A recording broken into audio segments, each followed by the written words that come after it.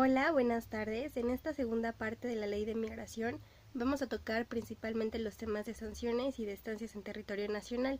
Empezaremos con el capítulo segundo, que es de las estancias de los extranjeros en territorio nacional. Esto se encuentra dentro del título cuarto de la Ley de Migración.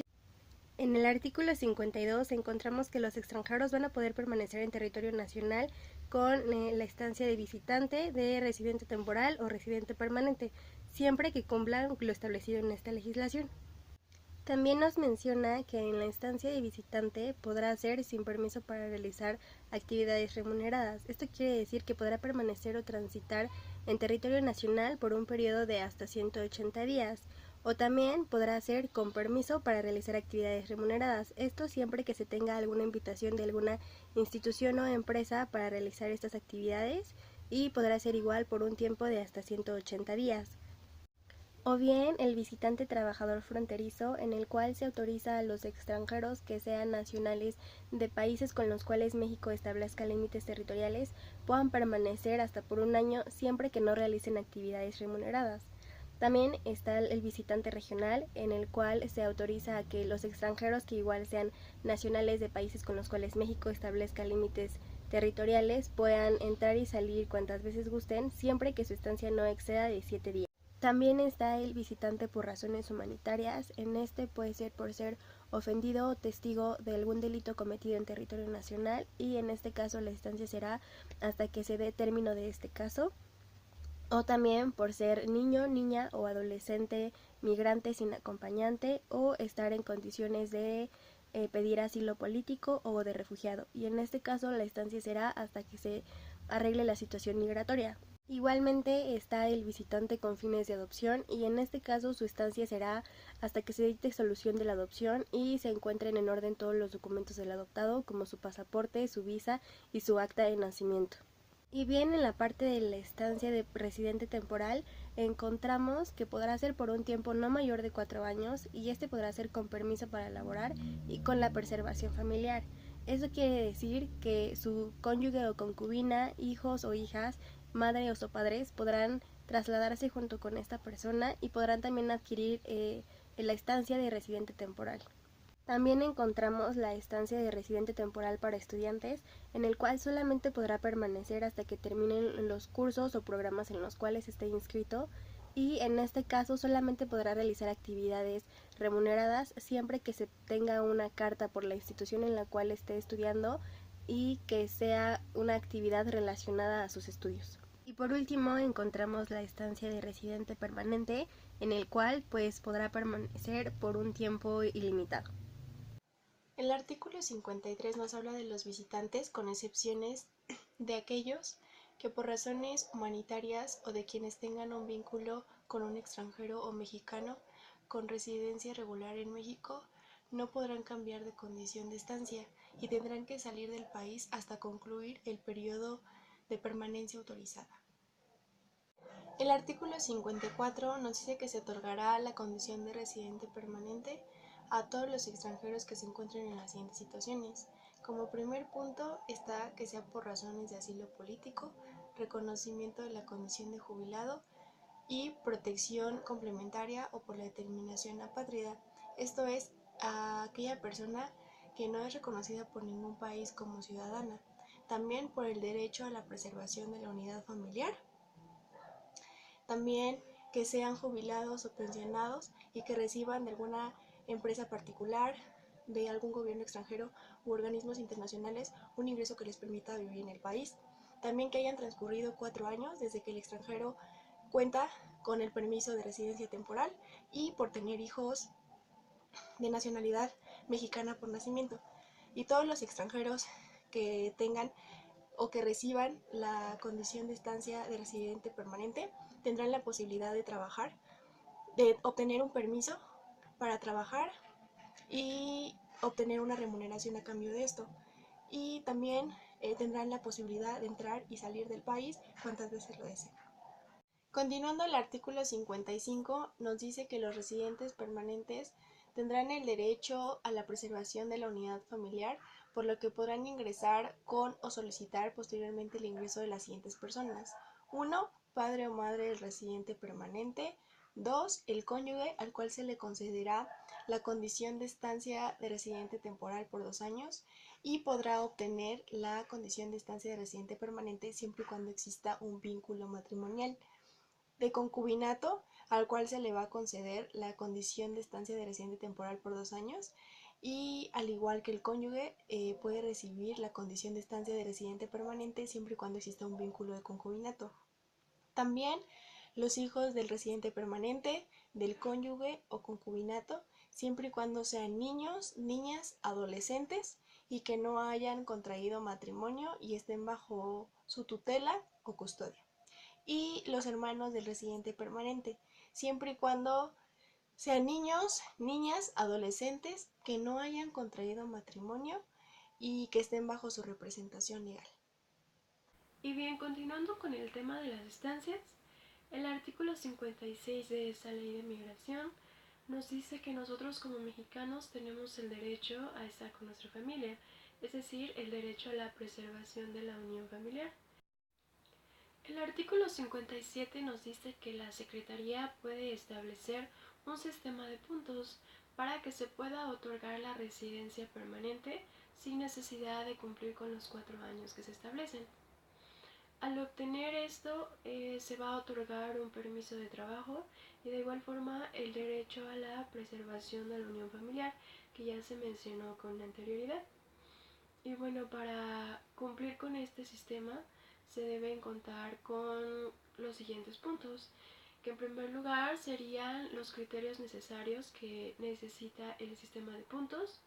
De igual forma, las capacidades del extranjero, tomarlas muy en cuenta, es decir, sus aptitudes, las experiencias laborales, si tiene algún reconocimiento internacional y demás, y por supuesto el procedimiento que se debe llevar a cabo para este sistema. El artículo 58 nos dice que los extranjeros tienen el derecho a que las autoridades les expidan la documentación necesaria que acredite su situación migratoria regular. Y bueno, si esta documentación no cuenta con una fotografía, ellos deberán presentar algún otro documento de identidad para que todo sea válido.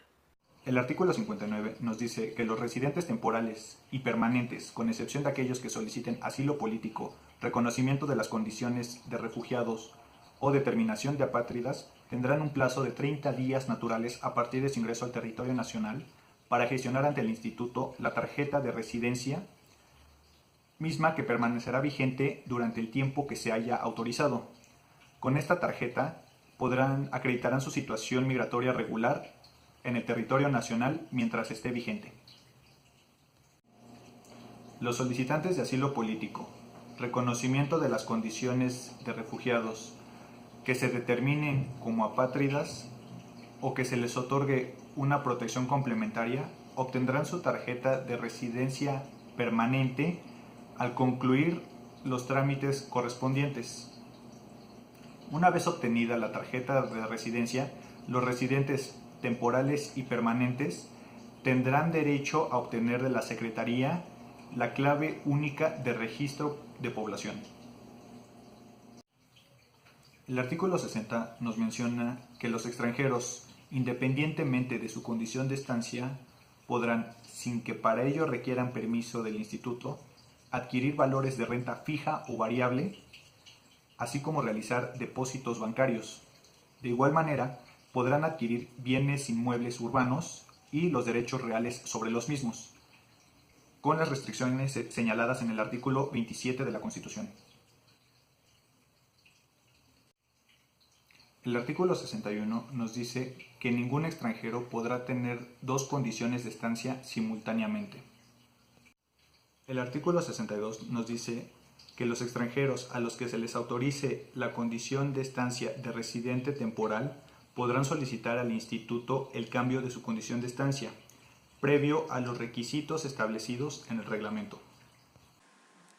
El artículo 63 nos habla sobre el Registro Nacional de Extranjeros, el cual se incorpora por toda aquella información relevante sobre aquellos extranjeros que han adquirido la condición de estancia de residente temporal o residente permanente. y es por eso que están obligados a informarle al Instituto Nacional de Migración sobre los cambios que puedan hacer en su estado civil, si han cambiado la nacionalidad con la cual ingresaron al país, su domicilio o su trabajo, y tendrán 90 días empezando desde el día en el que se hizo el cambio. El artículo 64 dice cuando el instituto deberá cancelar una estancia de residente temporal o de residente permanente a un extranjero. Esto puede ser por varias causas. La primera es que el extranjero diga que no va a volver al país y que esto es definitivo. La segunda es que el extranjero haya dado una autorización para que se cambie su estancia. La tercera es que haya dado documentación que es falsa o que es legal pero haya sido obtenida de forma ilegal. Que haya perdido su condición a esta estancia por alguna otra causa o disposición en la ley, que haya perdido su reconocimiento como refugiado o como protección complementaria, y por último, que esté en un proceso legal, que sea penal, que haya sido condenado por un delito grave y que sus antecedentes en el país o en el extranjero representen una inseguridad tanto a la nación como a la seguridad pública. El artículo 65 habla sobre cuándo un extranjero deberá acreditar su situación migratoria regular en el país si lleva a cabo actos jurídicos en los cuales intervenga un notario público o alguien que lo sustituya. Esto será en cuestiones inmobiliarias o de corredores de comercio. Ahora, por otra parte, les vamos a hablar sobre las sanciones para los extranjeros, las cuales vamos a poder encontrar en el título 7º de esta ley. Hola, buenas tardes. Yo les voy a hablar del título 7º de las sanciones, que abarca el capítulo 1 y el capítulo 2. El capítulo 1, que es de las disposiciones generales relativas a las sanciones, que abarcan los artículos 138 y 139. Y también el capítulo 2, que es sobre las causas para sancionar a los servidores públicos del Instituto Nacional de Migración.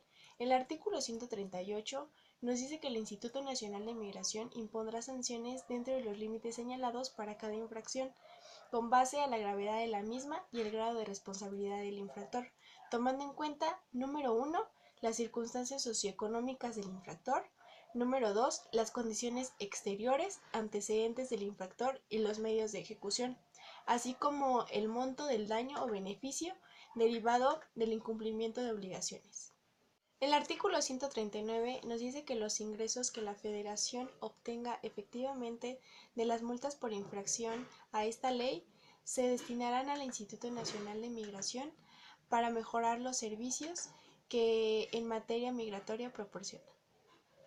El artículo 140, que es de las causas para sancionar a los servidores públicos del Instituto Nacional de Migración, nos dice que los servidores públicos serán sancionados por las siguientes conductas. Número 1, que sin estar autorizados den a conocer cualquier información de carácter confidencial o reservada. 2, que por fraude o por negligencia retrasen el trámite normal de asuntos migratorios. Número 3, que dolosamente hagan uso indebido o proporcionen a terceras personas documentación migratoria. Número 4. Que faciliten a los extranjeros sujetos al control migratorio los medios para evitar el cumplimiento de esta ley y su reglamento, y por violación a los derechos humanos de los migrantes. En el artículo 141 nos dice que las sanciones a los servidores públicos del Instituto serán establecidas mediante los términos de la Ley Federal de Responsabilidad Administrativa de los Servidores Públicos. El artículo 142 nos dice que se impondrá una multa de 100 a 1000 días de salario mínimo a la persona que sin permiso del instituto haya autorizado o haya despachado la salida del territorio nacional de algún transporte. Por otra parte, tenemos el capítulo 3, que son de las sanciones a las personas físicas y morales. En esta nos menciona que en el artículo 143 las sanciones serán establecidas por la Ley Federal de Procedimientos Administrativos y siempre se respetarán los derechos humanos de los migrantes.